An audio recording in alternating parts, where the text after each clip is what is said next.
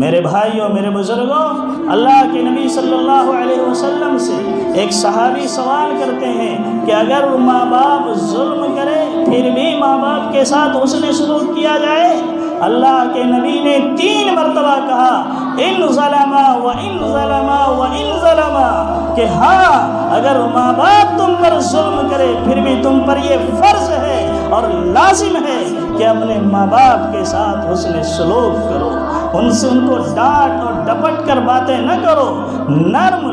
نازک لہجے میں بات کرو، ایسی گفتگو کرو کہ اس کے دل کو یہ ٹھیس نہ پہنچے کہ آج ہی کے لیے نہیں ہم نے وہ سپنے سجائے تھے، اور کون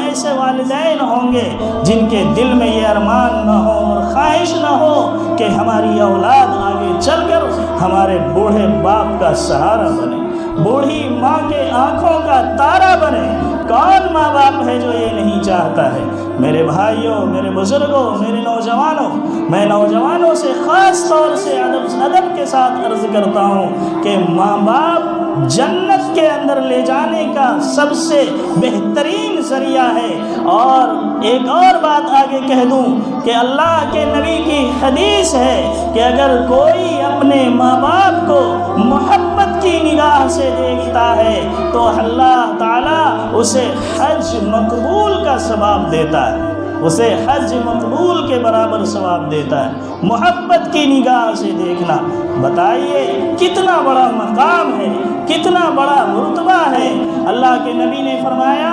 باپ جنت کا دروازہ ہے، چاہو تو اسے محفوظ رکھو، چاہو تو اسے توڑ دو۔ میرے بھائیوں، میرے بزرگوں،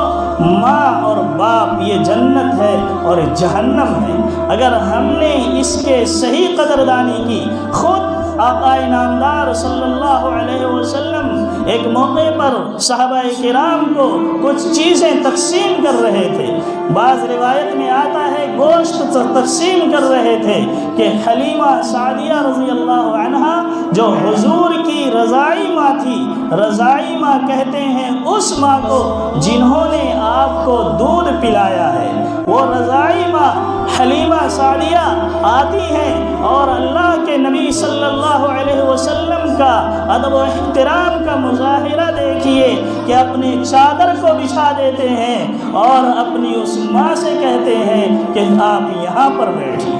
چادر پر بیٹھیے۔ کیا مقام و مرتبہ دیا، کیونکہ ہمارے آقا صلی اللہ علیہ وسلم کی ماں تو 6 سال میں چھوڑ کر چلی گئی تھی، 6 سال کی عمر میں۔ کئی برس کے بعد جب حضور پاک صلی اللہ علیہ وسلم کو ایک موقع ملا، ایک دور ایسا آیا جب حضور پاک صلی اللہ علیہ وسلم اور چند صحابہ کرام گزر رہے تھے مقام ابوا سے، تو پڑاؤ ڈالا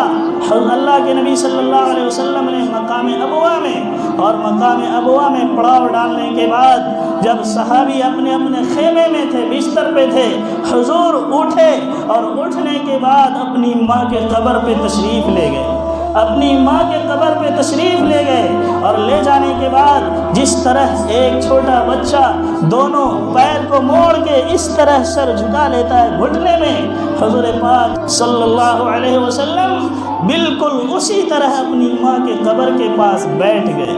اور ہچکی لے کر رونے لگے اور رو رہے تھے۔ صحابہ نے دیکھا، تلاش کرتے کرتے آپ تک پہنچا اور دیکھا کہ آپ اپنی ماں کے قبر کے پاس بیٹھ کر رو رہے ہیں۔ میرے بھائیوں، میرے بزرگوں، جن کے ماں باپ حیات سے ہیں، غنیمت جانیے کہ وہ اپنی جنت کو، اپنے آپ کو جنت کا مستحق بنا لیں۔ اور اگر ہم نے اپنے ماں باپ کو ستایا، اپنے ماں باپ کو تکلیف دیا، اپنے ماں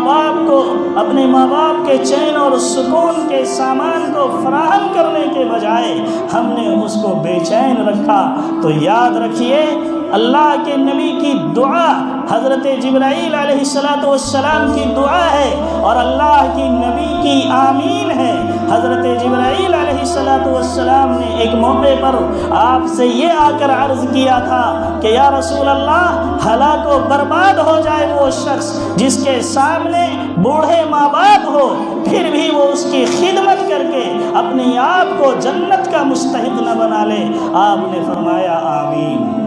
کس نے دعا مانگی اور کس نے آمین کہا، ذرا سوچئے اور اپنے دل کے اندر اس بات کو جگہ دیجئے کہ آمین دعا کرنے والا بھی مقرب، آمین کہنے والا بھی مقرب، اور جب دعا اور آمین بھی مقرب ہے تو میرے بھائیوں، میرے بزرگوں، اگر کوئی آدمی ماں باپ کے ساتھ نافرمانی جیسا سلوک کرتا ہے، اس کی دنیا کے اندر بھی اس کی بے عزتی اور آخرت کے اندر بھی بے عزتی ہوتی ہے۔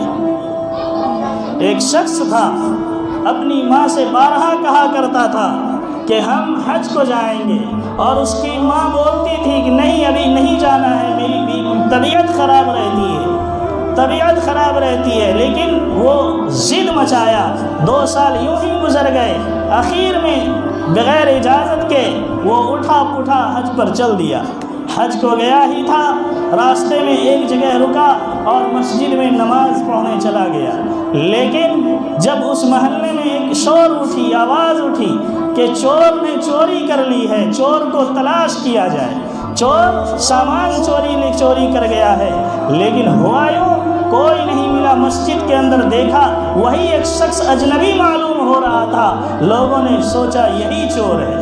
لوگوں نے سوچا یہی وہ چور ہے جس نے چوری کی ہے، لہٰذا وہ لاکھ منتیں سماجتیں کر رہا تھا، لیکن جب قاضی کا یہ فیصلہ ہوا کہ انہوں نے چوری کی ہے، اس کی چوری کی تفتیش کی جائے، تو وہ روتے ہوئے کہتا نہیں نہیں، میں نے چوری نہیں کی ہے، یہ اعلان نہ کرو، بلکہ یہ کہو کہ میں نے ماں کی نافرمانی کی ہے، میں نے ماں کی نافرمانی کی ہے۔ اگر میں ماں کی بات کو مان لیتا تو آج مجھے یہ ذلت بھری دنیا، آج مجھے یہ ذلت محسوس نہیں کرنی پڑتی۔